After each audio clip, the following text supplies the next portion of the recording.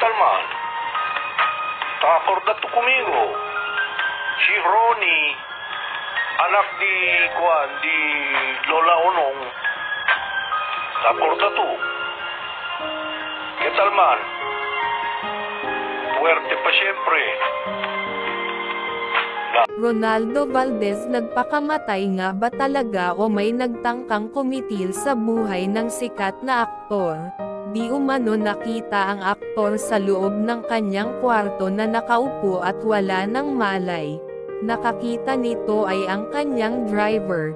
Nakita ng driver na may hawak-hawak itong caliber 45 na sinasabi di umano na hawak-hawak ni Ronaldo Valdez, kilala bilang Lolo Sir, sa teleseryeng ginampanan ng Katniel.